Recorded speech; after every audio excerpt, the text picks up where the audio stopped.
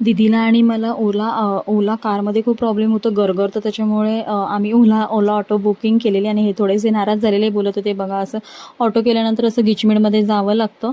आणि अद्विक तर झोपलेला रिक्षामध्ये, हवा येत होते त्याच्यामुळे अद्विकने मस्तपैकी झोपून घेतलेलं. तर आम्ही ऐरोलीला कोकण फिश करी तिथे गेलेलो. तर तिथला तो स्टाफ वगैरे होता, तर तिथे पण त्यांचं पण खूपच छान, मी तर छान बोलेल, कारण का खूप छान सर्व्हिस दिली त्या लोकांनी आम्हाला.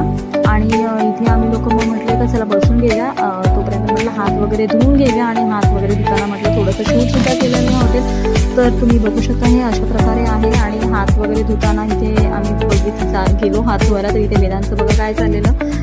ती टचस्क्रीन लाईट होती, तर वेदांत मला दाखवत होता पेटून, मम्मी ही लाईट येते, ही लाईट असेल. लहान मुलांना जे काही बघू ते नवीनच वाटतो. तर इथे स्टार्टरला नाही, इथे आल्या आपल्याला पहिला पापड देतात, पापड आणि चटणी. त्या चटणीची तर टेस्ट तर अप्रतिमच आहे. त्याच्यानंतर आम्ही 3 थाली मागवलेली.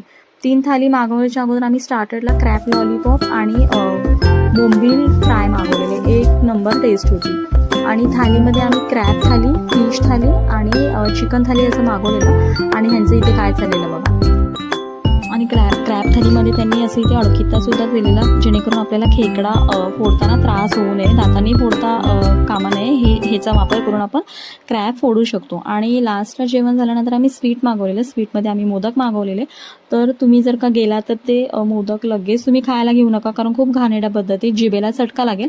तर मी असं मुलांसाठी पहिलं त्याचे असं तुकडे करून घेतलेले चम्मचनी, आणि नंतर मग आम्ही खाल्लं. टेस्टी होते खूप, मोदकसुद्धा छान होते.